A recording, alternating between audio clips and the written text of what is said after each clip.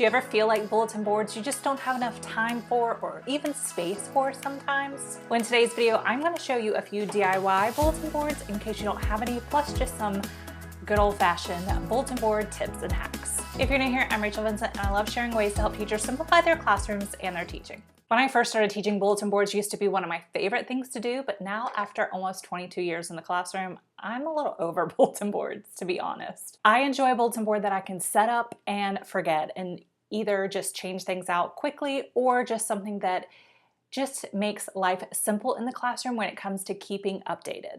And along with that simplicity came my new classroom and the fact that I have 0 bulletin boards in my new classroom. I'm not sure what happened. I don't know if it got overlooked. I have one bulletin board strip in the back of my classroom in an awkward place that's hard to use. So I've had to kind of get creative. So these next tips are going to be for someone who doesn't have bulletin board space, or you're just wanting to create a bulletin board type area in a non-bulletin boarded area. Does that make sense?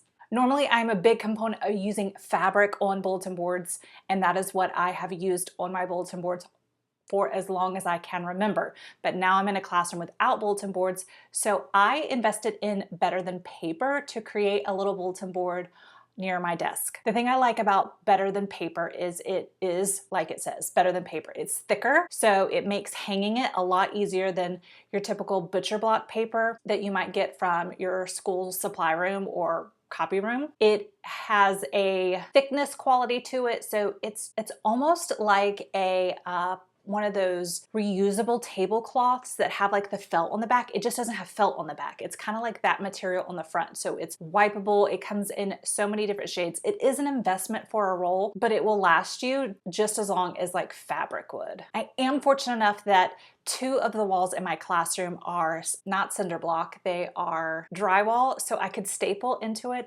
So that did make it easier, but I do know that they have Better Than Paper tape. I've never used it, so I don't know how well it holds up on cinder block, but if I was putting it on cinder block, I would use Marvelous tape because that will hold anything. I've also seen the trick where you can put painter's tape and then hot glue. That would be a great way to add that paper to a wall like cinder block. Another way that I've added bulletin board is actually a sort of like office size bulletin board. I've had this one for years. I don't even know when I got it or why I got it, but I just use Command Velcro to attach that to my cinder block wall. Command Velcro works amazing on cinder block walls. I attach that in like my large poster frames with the Velcro as well. Another really easy way to sort of create a bulletin board to where maybe you could staple or pin things up is to use foam board. You could simply use foam poster board. You can get it at the Dollar Tree. I'm sure Walmart has it in the school supplies crafty section as well. And you could tape several together to make a larger bulletin board. I've also seen several teachers at my school get the foam insulator board outside all of our classrooms. We have like the 2 strips of bulletin where you can like staple students' work. Well, several teachers who like maybe don't have a homeroom classroom or whatever, like their specialist teachers will slide in that board insulator between the 2 and cover it and make it like a bulletin board so they can actually staple into it.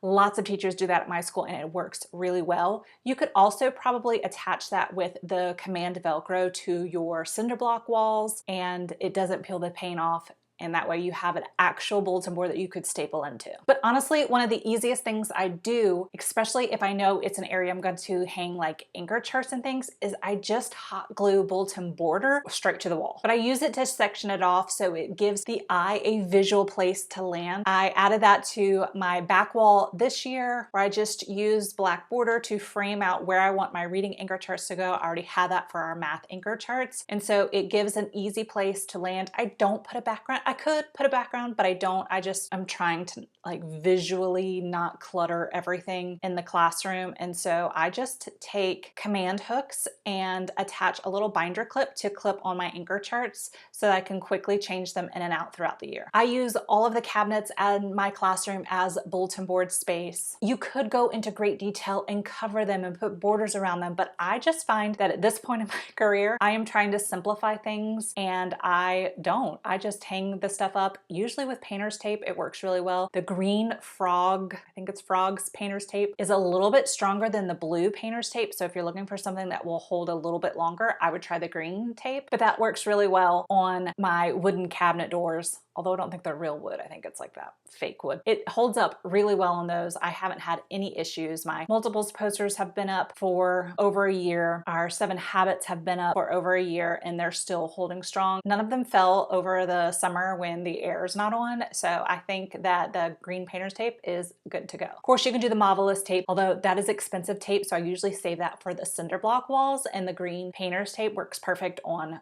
not cinder block. So I hope that gave you some quick ideas that you can use if you are trying to create your own bulletin board space without having an actual bulletin board. If you want to see some more bulletin board hacks where you actually have a bulletin board to decorate, check out the video that's on your screen now.